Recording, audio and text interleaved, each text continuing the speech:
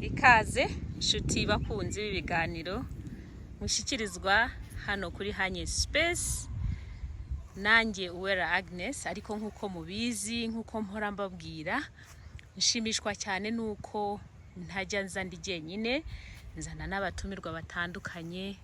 Abatumirwa baba bagamije kugira ngo tugendane mu murongo wo kwiteza imbere. Nkuko mubibona, uyu ni wa musore, ni Kagambage Josue, ubakunda cyane, uhora abifuriza ibyiza. Kandi nanjye ndabakunda, mpora mbifuriza ibyiza, ari nayo mpamvu mbazanira abantu nk'aba ngaba kugira ngo babaganirize. Uyu munsi rero aje kutuganiriza ku kintu ntekereza ko ari ikintu cy'ingenzi cyane cyane ku rubyiruko, ku bamama, ku bapapa, kuko ni ikintu kijyanye no gukura amaboko mu mifuka, tugakora dushishikaye, tugakora tunezerewe, tugakora dukunze umurimo, cyane cyane ko n'ijambo ry'Imana ritwibutsa neza rivuga riti udakora ntakarye. Josue, umwanya n'uwawe kuko ijambo urarihorana. mbanje kubasuhuza bakunzi ba Hanye Space. Haciye igihe tutabonana, ariko ndabakunda, murabizi kandi cyane. Bityo rero naje ngo tuganire ku bijyanye no kuba twakura amaboko mu mufuka, tugakora, yaba urubyiruko ndetse na buri muntu, cyane ko ijambo ry'Imana ritubwira ngo gututubikana ko mu maso hawe niko kuzaguhisha umugati, rikongera rikavuga riti nzaha umugisha imirimo y'amaboko yawe. Bisobanuye ngo mbere yo gutekereza umugisha, ese hari imirimo ufite Imana izashyiramo uwo mugisha? Bityo rero tukaba twatinyuka, tugakura amaboko mu mufuka, tukanitinyuka kandi tukanigirira icyizere kugira ngo tubashe kugira ejo hazaza heza kandi hameze neza, twahaharaniye, kubera ko aheza ibyiza biraharanirwa. Burya n'ubutunzi ubwabwo ntabwo butoragurwa, bisaba ikiguzi bisaba kugira ngo ubone ubutunzi. Hari ukwigomwa ibyishimo bya hato na hato, ibintu bimwe ukagira ibyo wirengagiza kugira ngo ahazaza ubashe kugira icyo ugeraho. Rero niko mbibona kandi ndabizi namwe niko mubibona. Ku bijyanye no kwitinyuka, ngira ngo twagiye tuganira byinshi kandi byubaka kugira ngo umuntu abe yabasha kugera ku ntego ze, kuba yagira no ku byo yifuza, bisaba kuba ufite intego.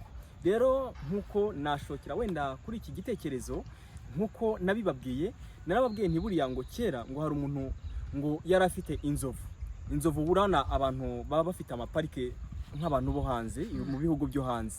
Umuntu arangije asura inzovu, asanga inzovu izirikishije ikirere murakizi, kino cyo mu mibyare gatoya. None arangira avuga ati ni gute inzovu tuzi ifite ingufu izirikwa n'ikirere? Byashobotse gute? Byagenze bite? Niri kumusubiza aramubwira ati rero iyi nzovu yabaye ikivuka nyizirika ikirere, nyiziritse ikirere yakishikura gutya kuko ikirere yari ikiri ntoya ntive mu kirere. Itavuye mu kirere rero none ubu ngubu ikintu cyabayeho, inzovu ntabwo yigeze imenya ko yakuze. Iyo imenya ko yakuze yakishikuje gutya ikaba yava mu kirere. Bityo rero hari abantu baboshywe n'ibirere. Gute kutigira icyizere bitewe n'iki ngiki? Ugasanga umuntu bamubwiye ko ntacyo azimarira, nawe akagendera muri iyo mudu. Umuntu bakamubwira ko ntacyo azageraho, akagendera muri iyo mudu. Umuntu bakamubwira ko mbese ibintu by'urucantege kuva kera ndetse no mu buryo butandukanye. Ariko icyo nakubwira, wiba inzovu iziritswe n'ibirere, ijegeje. Ubwonko burashoboye nubwo gutekereza, kandi ubwonko bukoreshe nicyo bumaze kugira ngo ubashe kugera ku byo wifuza. Kandi ikindi, dukura amaboko mu mufuka. Namye mbona abantu bavuga bati uryana ngo isoni, ngo baba bashaka kuvuga ngo imbwa ngo zikakubyibuhana. Ntago baba bashatse gutukana, kuvuga ngo uryana isoni imbwa zikakubyibuhana, ni nko gushaka kuvuga ngo usuzugura akazi gasuzuguritse, umuntu akavanamo amafaranga yiyubashye ariko ukiri kwa kundi. Ugasuzugura akazi noneho utagakora, wa wundi akagakora, byarangiza ukabona ari gukora amafaranga. Nicyo gituma abakire n'abantu bakora cyane.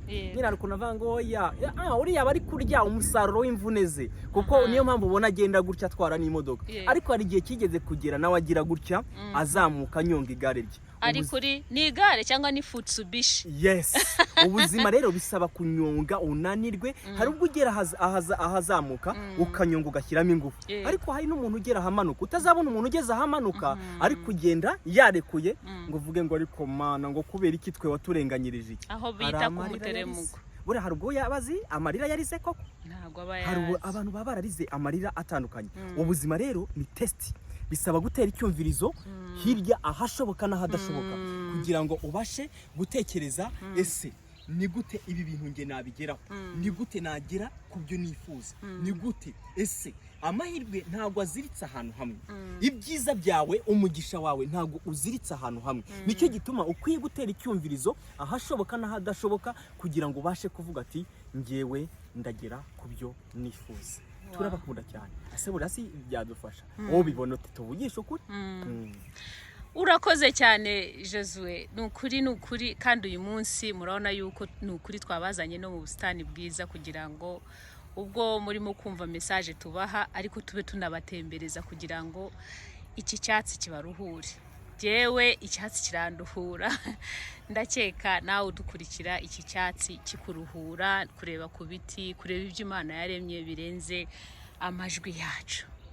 Josue arakoze cyane, aduhaye itangiriro ry'ikiganiro ryiza. Umutwe w'iki kiganiro ni ukwibaza ngo ese birashoboka ko wowe nk'umwana w'umukobwa, wowe nk'umwana w'umusore, birashoboka ko wakura amaboko mu mufuka ukareka gutekereza ku kintu cyo kuvuga ngo kariya kazi karambereye, aka ntikambereye, aka nakanjye, karasa kanjye. Muribuka ubu turi mu cyumweru aho hano mu gihugu twari dufite inama yitwa Youth Connect. Ngewe maze iminsi nkurikirana ibiganiro bitandukanye, ariko igihari nuko mu by'ukuri urubyiruko rufite uruhare runini mu iterambere ry'umuntu ku giti cye, ariko n'iterambere ry'igihugu uyu munsi no mu minsi iri imbere. Dukora iki Josue kugira ngo abasore n'inkumi bumve ko batagomba kurobanura akazi, ahubwo amahirwe ahari uyu munsi ku buryo bayabyaza umusaruro, hanyuma ibindi bakabirekera Imana kuko n'ubundi ejo ntabwo ari ahacu n'ah'Imana. Mpereye nko kuri bashiki bacu abakobwa, ni ukuvuga ngo urashoboye. Urabona mu ngabo abakobwa barimo, abayenjeniyeri b'abakobwa turabafite, yaba mu bwubatsi, mu mashanyarazi, abakobwa nta kintu umukobwa atakora. Rero ikikwereka ko nta kintu umukobwa atakora, hari umuntu umwe ejo wenda yavuze akantu numva karanyubatse. Umukobwa aravuga ati, ni umunyamakuru, yavuye ngo ngiye umurimo umugabo atakora ntashobora numwe ngo no gutera inda, ni wowe wonyine ngo niwo murimo atashobora. Nawe ngenda ndashaka kukubwira ati mukobwa tinyuka. Kandi buriya reka nkubwire, buriya abantu bakoresha ingufu n'imbaraga gusa nabatinya no gutekereza. Reka dutekereze. Abantu bakoresha ingufu n'imbaraga gusa nabantu batinya gutekereza. Nidutekereza ibyiza turabifite. Nutekereza ubwonko buzakubwira aho amahirwe ari, kandi nuhinduka n'amahirwe azabimenya, imiryango igufungukire. Guhinduka nta kundi no gutinyuka, ugakura amaboko mu mufuka, ugakora igishoboka n'ikidashoboka, ku buryo utera icyumvirizo ukumva ese ni ikihe kintu aho wumvishe hashoboka, noneho iyo nzira ukagira gute ukayijyamo. Ariko nanone nibicara ahantu hamwe, buri abantu batsinzwe ni abantu bagerageje, ariko hari abantu bicaye hamwe batigeze bagerageza. Rero bishatse kuvuga iki? Nta soni ziri mu kuba hari ibintu utazi, ariko ikimwaro cy'iteka ryose ni ukudashaka uburyo ubimenya. Kuba utazi ibintu ntabwo ari ikibazo, ahubwo kutabishaka ngo ubimenye nizo soni n'ikimwaro cy'ubuzima bwose. Ndagira ngo mbasabe bakunzi bacu, turabakunda, tubagezaho ibiganiro byiza kugira ngo mubashe kuba twasangira ubumenyi dufite. Namwe mujye mutanga ibitekerezo, mukore subscribe kugira ngo n'abandi bajye badukurikira, babashe kumva izi mpanuro n'impuguro nziza. Nge nakubwiye uburyo ki umuntu akora ibintu byinshi ku buryo ushobora gusanga ugerageje mu kazi runaka, ukagerageza mu mpano. Buriya ngo nta muntu utagira impano. Ushobora kuba mfite impano yo kuvuga ariko ufite impano yo kwakira abantu neza. Harabona se adakeneye serivisi nziza. Ushobora kutagira impano yo kuvuga niyo kwakira abantu neza, ariko nka mfite impano yo kuba natanga ibitekerezo kandi byubaka abantu bakumva ko. Bityo rero ntacyo isanzure ridakeneye mu byo rihatse. Ntacyo isanzure ridakeneye mu byo rihatse. Ikintu cyose gifite umumaro mu buryo bwacyo, ariko wisuzume ku giti cyawe utekereze uti njyewe ni gute nshobora gukora ibyiza bingirira umumaro ndetse n'umuryango wanjye n'igihugu cyanjye, mbese ukaba ufite icyo umariye sosiyete n'umuryango mugari, kandi birashoboka ku bumenyi ufite, kubwo washaka, kandi ubushake nibwo bushobozi. Ubushake nibwo bushobozi. Waruhaye abakobwa impanuro, abasore rero hari ubushize hari urugero nabahaye rw'ukuntu ngiye nagiye kwicururiza ibitoki n'inanasi, ariko hari ibintu nize. Umuntu umwe araza aje ku isoko asanga ndimo gucuruza, aratangara ngo kubera icyo uri hano? Ndambwira kubera icyo umbajije.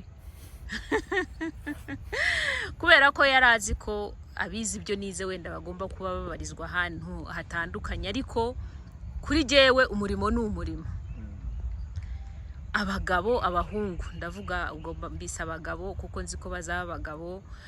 Abasore bo ni iyihe message ubafitiye? Ubushize hari ikintu wavuze ngo burya umusore w'umukene ngo nta wundi umukunda usibye nyina. Umusore w'umukene ngo nta mugore n'umwe umukunda usibye nyina. Okay, ntago ari kuvuga ko abakobwa badakunda abasore, ariko icyo nshaka kuvuga umukobwa akeneye umuntu uzamwitaho. Ese bizi ugasanga hari ubwo nigeze kumva ngo bakakwanga mu rukundo aho kujya gushaka, kuko nta mafaranga, aho kujya gushaka amafaranga ukabona ugiye gushaka undi mukunzi. Icyo navugaga abasore, tekereze nitwe dufite inshingano. Umusore w'umukene yiruka mu bakobwa, ariko nanone umusore w'umukire abakobwa bamwirukaho. Urashaka kwiruka mu bantu, urashaka ko bakwirukaho. Amahitamo na yawe. Dutekereze icyo nashaka kuvuga, umusore urashoboye. Ikindi imyumvire ya kera tuyihindure. Muri hoteli abasore nibo bateka neza, buriya ngo n'abagabo ni nabo babyaza neza. Abagabo nibo babyaza neza. Abagabo ugasanga hari ibintu byinshi bashoboye kandi byitwa ko byari ibyo by'abadamu, ugasanga ahubwo babiperformingamo cyane, kandi byitwaga ngo imirimo y'abadamu. Bityo rero dukwiye gutera imbere mu myumvire, kubera ko iterambere iyo utirukankanye naryo urasigara. Icyo gihe nutekereza ukavuga ngo none se ubu tuvugana tuvugisha ukuri, nk'abantu babashe kugera mu bihugu byo hanze, umukozi wo mu rugo wamwigondera, ariko usanga uteka ukamesa buri kintu cyose, ukabasha kuba wakikorera ate kubera ubushobozi utabasha kubona ayo uhemburiya muntu. Ariko urasanga uriya muntu niwe turi kwivuza, tukaba atari kuri uriya muntu abayeho gute, icyamuma icyagira gute. Ariko ugasanga umugabo winaha bateka bajya mu gikoni ni bangahe, abagabo binaha bazi bajya gukoropa bagakoropa ni bangahe. Icyo nashaka kuvuga, iyo mirimo n'ubundi dutangaho amafaranga turamutse dushyize hamwe, yaba abakobwa yaba abahungu, tuzagira igihugu cyiza, n'ahazaza h'igihugu hakaba heza. Ariko nidushyira imyumvire imeze gute, icyo gihe nyine umuntu ufite igihorihori udakoresheje umutwe wawe wiga neza, ushobora kuza gukoresha wikorera imizigo yabize neza. Kubera ko iyo udatekereje uzajya muri business y'abantu batekereje. Nudakora cyane ngo ugere ku ntego zawe, ni hari abazakwifashisha ukaba bagera ku ntego zabo, kuko we ntago wabashe kugera ku zawe kubera imyumvire. Icyo nashaka kuvuga, ibintu byose bipfira mu mutwe. Mbere yo kugira amafaranga gutya mu ntoki, bisaba kuyagira mu mutwe. Mbere yo kugira ubukene mu ntoki, bisaba nanone kubugira mu mutwe, kubera ko hari ubwo ugerageza bikanga, ariko niyo byanze ntago utsinzwe, sibyo? Nibwo tutekereza ko ubukene buzahoraho, nibwo tutekereza ko ibibazo bizahoraho. Nawe ntuzahoraho, none ngo ubukene buzahoraho? Ni gute wowe? Ejo ubuzima tububonye vuba aha ngaha. Icyo nashaka kuvuga rero, ntago ubukene ari ryo herezo ry'ubuzima, cyangwa se ibibazo ngo biba ari ryo herezo ry'ubuzima. Bishatse kuvuga ngo ahubwo twebwe ni agakorosi kamwe. Kubera iki tugera ku musozi umwe? Ubu waba uri kuva inaha ujya Nyagatare, ugahura n'umusozi wa mbere ukavuga ngo ntibiri bushoboke, kandi uzi neza kuza ukabona ibibaya n'ahandi hameze neza n'amataba. Bityo rero ndagusaba mukunzi wacu udukurikira, utekereze uvuga uti guhera uyu munsi n'iyi saha ngiye kugerageza, ubutaha mu gihe kiri imbere nzaza mbagezaho ubuhamya bw'uburyo umuntu ahera kuba yahera ahembwa ibihumbi 30 cyahembwa n'ibihumbi 20, ariko yatekereza. Reba impamvu abantu bavuga ngo abakire benshi ngo bakunda kuba batarageze mu ishuri, ugasanga iryo runyagwa ataranaryigezeho, ahubwo akaba ari wagiye. Ntago mvuze ngo tureke ishuri niryo rya mbere, ariko uriya muntu ikintu aturusha ikintu bita imyitwarire. Hari uburyo ku ishuri aho gukuramo ubumenyi buzakugira umumaro, ukurayo kwiyumva, kandi nta n'ikintu uragerayo. Bakunzi bacu, dutekereza hazaza hacu, kuko ushaka gusanga umuntu akwifashije kugera ku ntego ze, wowe kwako kugera ku zawe byanze, ariko byose bipfira mu mutwe. Urakoze cyane Josue. ibyo bintu uvuze nanjye ndabyemera, kandi ndakeka nawe udukurikira ibyo bintu ukwiriye kubyemera. Turasoza iki kiganiro mbaha urugero rw'umuntu umwe wahoze akora akazi k'ubushoferi ahantu, ariko urugero rwe rwaranshimishije kuko afite umutungo ahantu muri karitsiye abo twita ngo barashoboye, badashobora kwigondera. Byasabye ko yakoze ashishikaye, byasabye ko yakoze abishyizeho umwete. Nawe rero turagushishikariza gukora ibyo ngibyo, ahasigaye Imana ibigufashemo. Muntu utarakora subscribe ubikore, ukore share, ukore like, kandi uduhe na comment. Amahoro y'Imana abane nawe. Nawe kandi muhorane, turabakunda cyane.